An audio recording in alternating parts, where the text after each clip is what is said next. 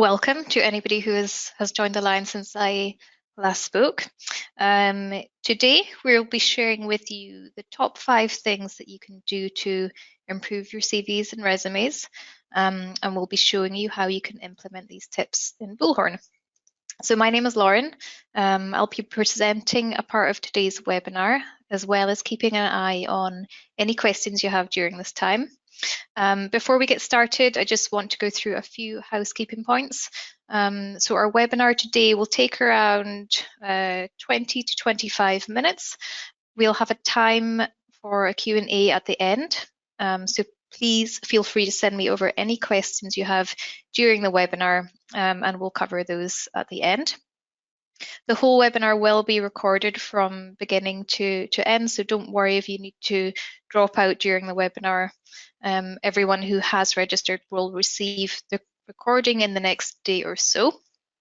We do have people joining us from Europe and America, and throughout this webinar, I'll be referring to both CVs and or resumes. So I just want to make sure everyone's clear that CVs and resumes are the same thing. And the last thing before we get started is a quick background on who Kyloe are, for anyone who's joining us for the first time or maybe needs a refresher. So Kyloe are your recruitment platform experts, and we have over 40 years of experience working with and providing Bullhorn solutions for recruiters. Our goal is to help our clients get more out of Bullhorn, and we do this through Bullhorn implementations and migrations, training and customizations, as well as time-saving products that we've built specifically for Bullhorn, and that are designed to streamline and automate your processes. So we will get started now. Speaking on today's webinar, we have an all Kyloe lineup for you. So you have myself, I'm Lauren Miller, and I am Kyloe's marketing manager. I'll be covering the importance of your brand when it comes to your CVs and resumes. We also have Jamie Thompson, who is our product delivery manager, who will be sharing some of the top client dislikes we hear of, as well as some of our tips. And last but not least, we have Martin Wishart, who is our team lead for product sales, and who will also be sharing a couple of tips and then showing you how you can put these into practice in Bullhorn. So I'm going to get things started today by talking a bit about how putting your brand front and center can really make a difference when it comes to sharing your CVs. The key thing to keep in mind here is that branding is about more than making things look nice and pretty. Branding isn't just a logo, and it's not just the colors you use. Of course, these do contribute, but ultimately, your brand is made up from the sum of experiences people have with your company. So there's a few brands showing on the screen right now.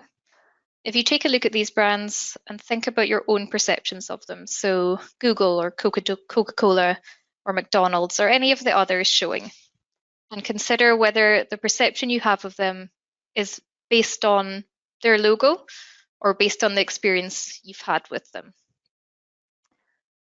Of course, your logo, your font, and your colors make up how your brand looks. But for success, you need to think beyond this and about the experience. And the end experience isn't something you can control. As I mentioned, it's kind of the sum of all of your experiences, and you can only control that to a certain extent. So there's a few things to consider when thinking about branding and how this can have an impact on your CVs and on your overall client relationship. The reason you should care about this is that the impact of presenting a consistent brand across all touchpoints is an average increase in revenue of 33%. That's a kind of cross-industry, cross-brand figure. So average increase in revenue of 33%. And as we're going through this webinar, keep in mind how that figure could be as a result or impact of the relationships you have and the placements that you're making from those relationships. So let's take a look at some of the opportunities that you could either be taking advantage of and maybe already are or are missing out on. If we're thinking about brand recognition, it takes 5 to 7 impressions. So 5 to 7 times for someone to see your logo, for example, for someone to remember your brand. And until then, you're missing out on the opportunity to differentiate yourselves.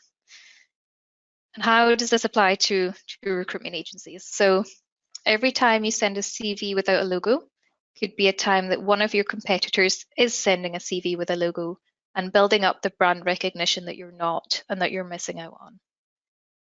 Also, every time you send a CV with a logo, consider the placement. Is it the same as the last time you sent a CV? If it's not, then you're likely missing out on that opportunity to build up the recognition. So just by placing it in the same place each time, you're taking advantage of that opportunity to maximize the recognition and become instantly recognizable to clients. So you've added your logo in a consistent place and you've started to build up the recognition of your brand, but it doesn't end there.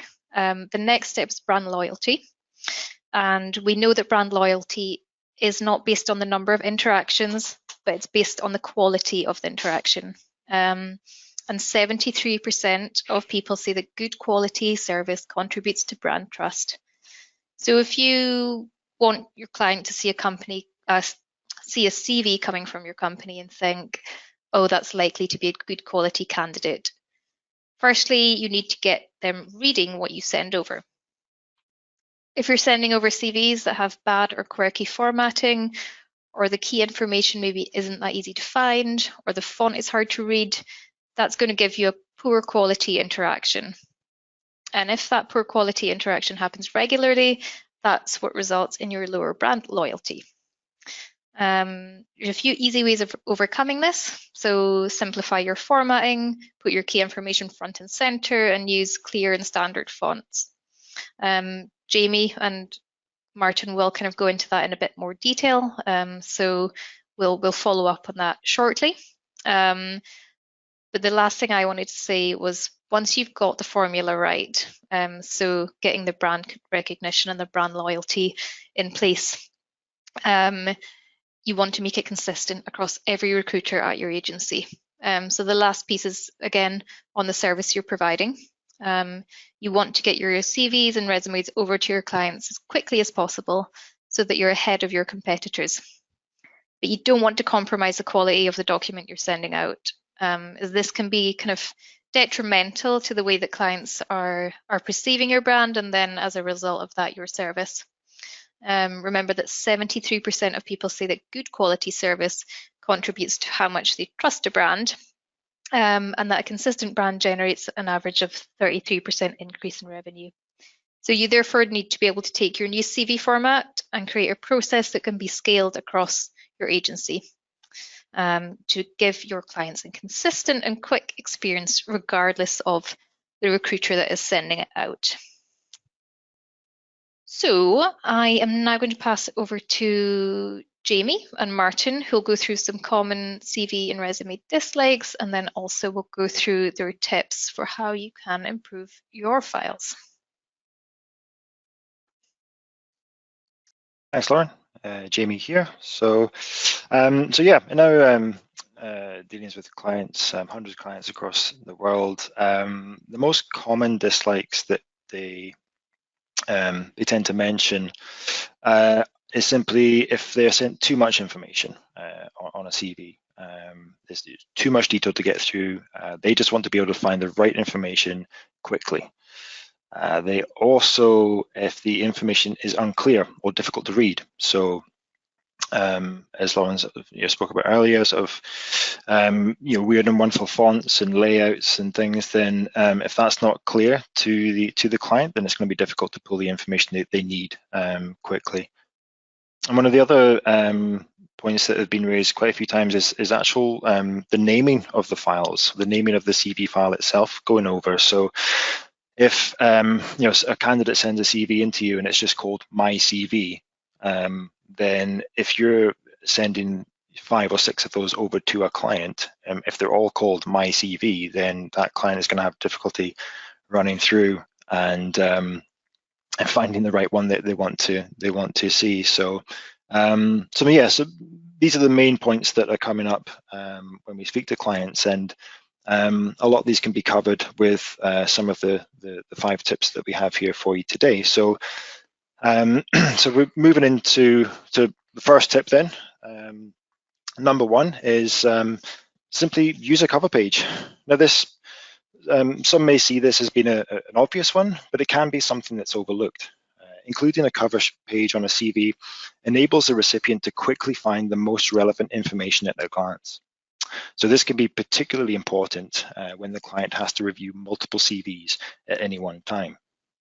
Here we have an example of a candidate CV on the left and a pre-built cover page on the right. And it would take time for the client to review the CV and find the information they require. However, with the use of the cover page, this time can be cut down to a matter of seconds. Different clients may also ask for different information when a CV is submitted. So having a pre-built template allows the recruiter to send information quicker and in a more consistent manner.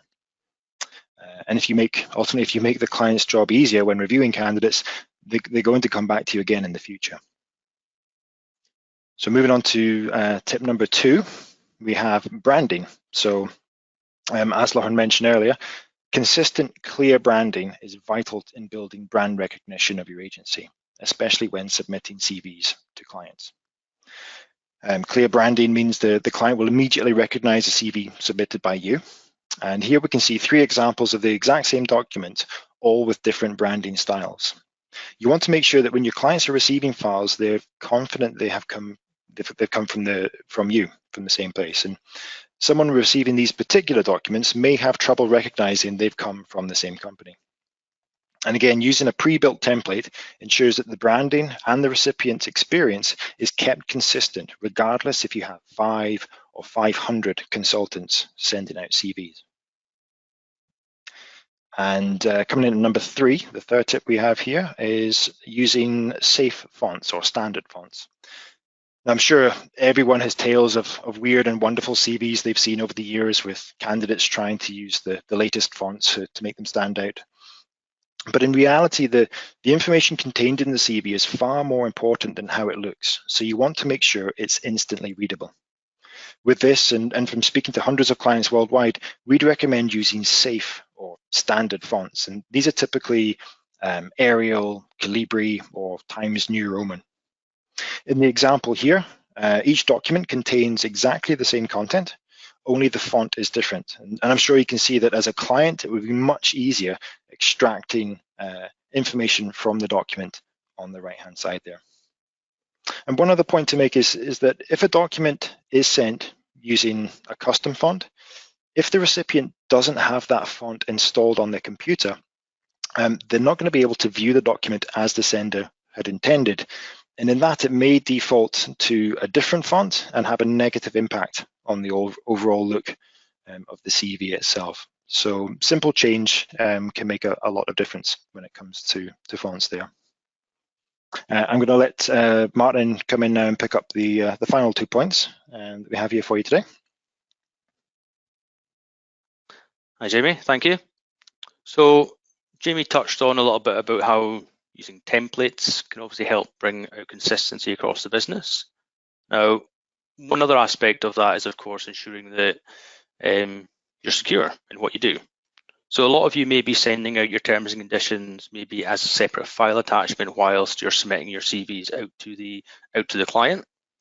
But another fail-safe option for this is, why not have that standard terms and conditions as part of the CV template you create. And another good benefit of having this is, if that CV template is the terms and conditions is part of your CV template, that is then only one template that your consultants would have access to for creating the CV, but also then only one location you as a business need to maintain that terms and conditions that do ultimately get sent out by the consultants to the client. It removes the risk of having the template stored kind of on a desktop and accessible to multiple people at one time, and also removes the risk of the wrong, or I guess invalid, terms and conditions being attached by the consultant. So moving on to the last part, is a common theme you might hear from us here at Kyloe is why not just stay in Bullhorn? Bullhorn is your kind of main data source. It's where your candidates live. It's where your jobs live. And by using a tool like the Kyloe AwesomeDocs product, we can build all of your templates within Bullhorn, meaning that your consultants can stay within there. This removes lots of risk from having multiple candidate CVs stored out with the Bullhorn environment. Everything can then live inside Bullhorn, kind of, especially us over here in the UK and Europe, should hopefully help remove lots of GDPR risk by those files being on multiple different machines across your business. And the last thing here is obviously by staying in Bullhorn and kind of touching back on Jamie's points about templates, is that the CV templates being in Bullhorn, again, like I said in the last point, keeps that consistency and ensures that there is only that one location that your consultants have access to create that template. And I believe the next point is Lauren has a poll for us to run, so I'll let her take the reins once more. Thank you, Martin.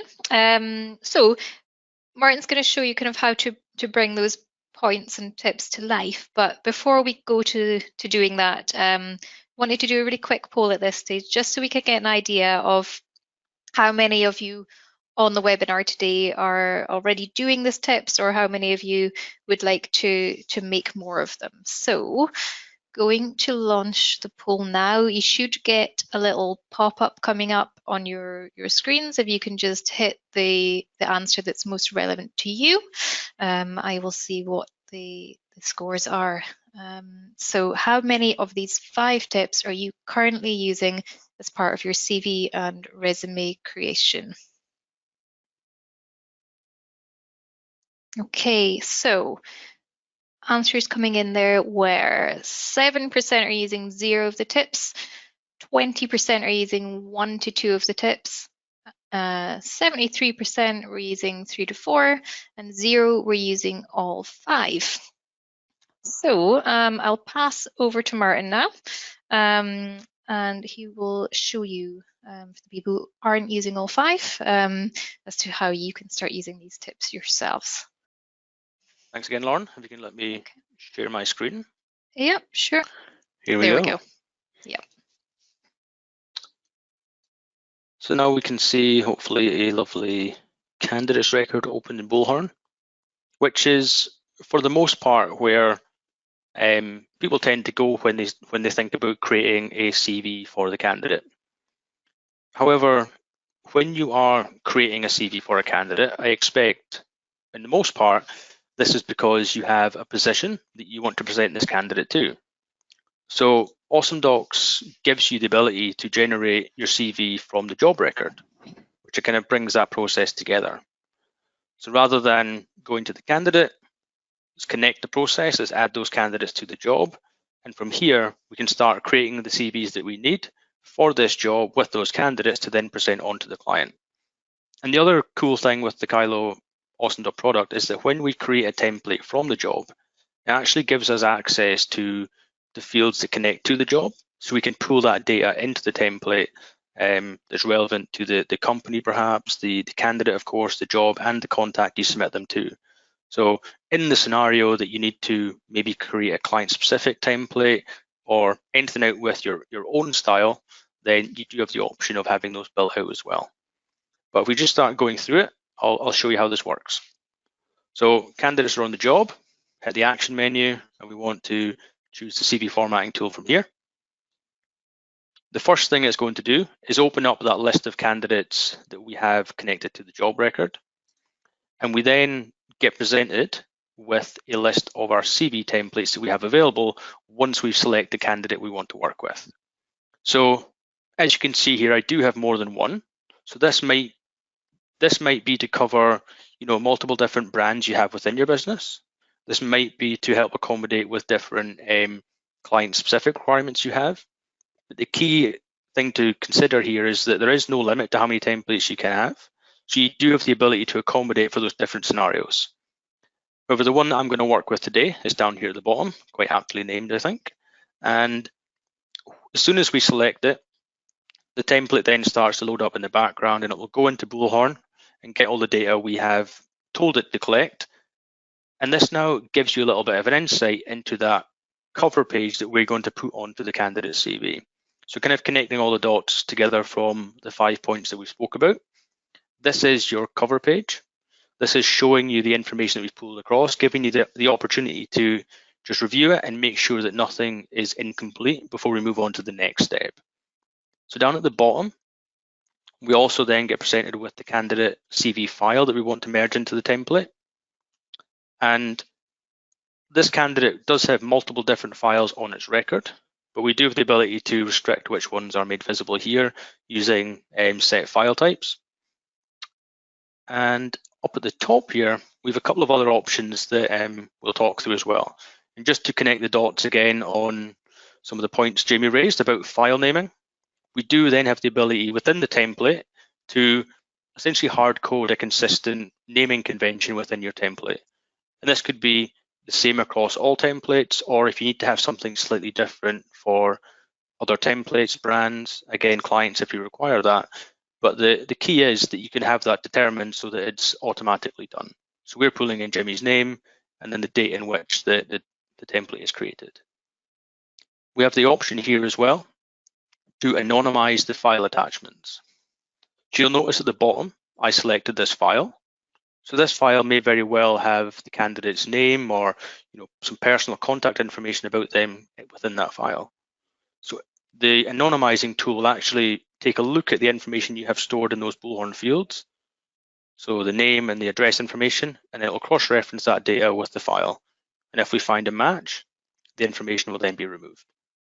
Now, the next step from here is, of course, to see this all pulled together.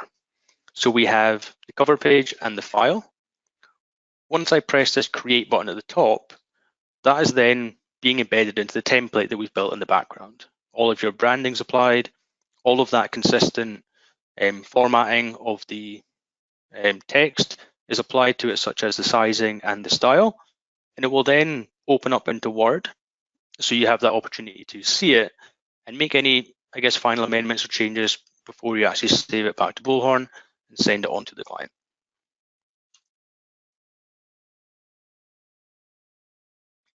So you'll notice here that I am within Word.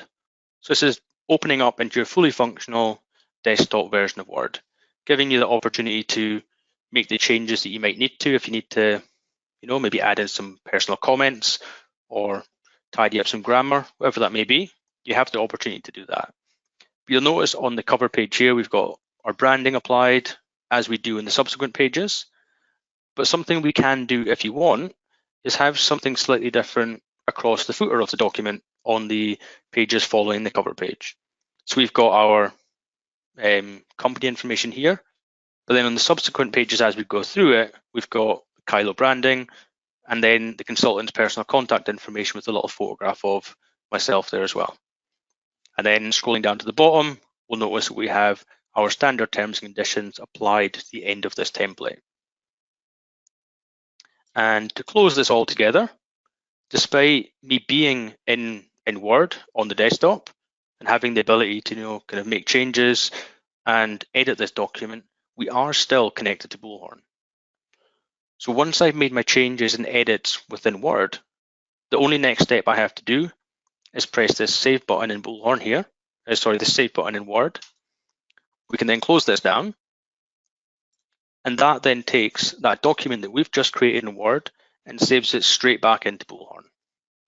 So we've been able to drive the action from within Bullhorn to create the CV that we need using a template, creating that consistent style, go into Word as you probably do today, and then save it straight back into Bullhorn without ever actually leaving.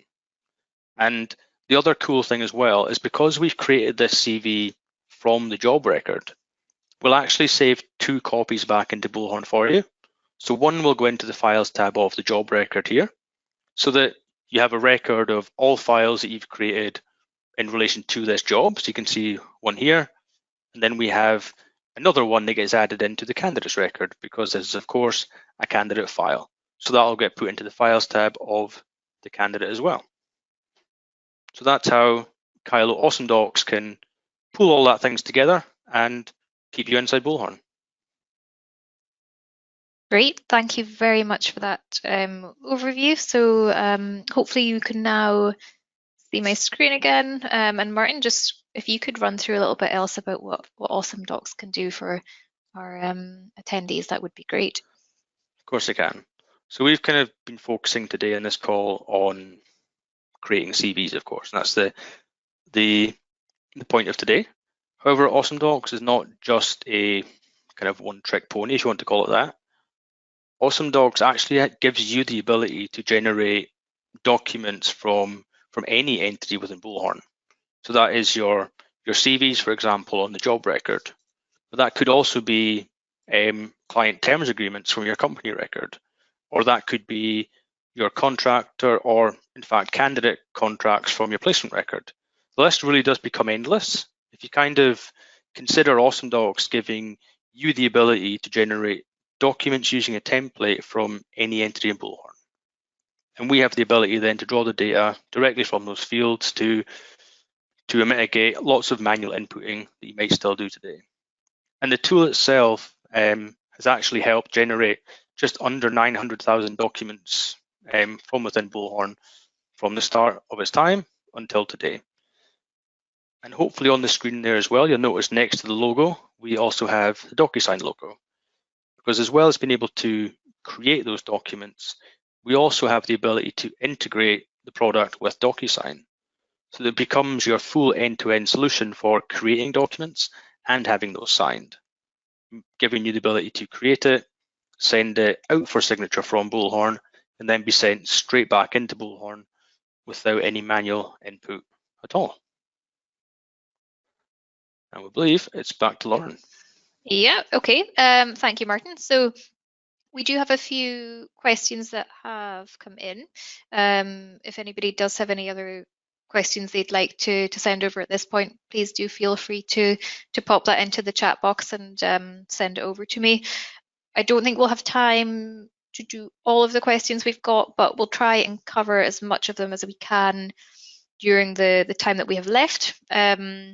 So first one is around Word documents. So I noticed you were editing and saving Word documents. Can I create PDFs? So does this work with PDFs as well, Martin?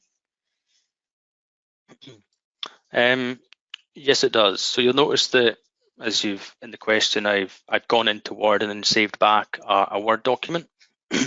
But when I opened that settings box and showed the anonymizer, there's also another checkbox in there to choose docx or PDF. So you do have the opportunity to make the selection at that point, so that when you finally save the document back into Bullhorn, you can decide if it will be a Word document or a PDF.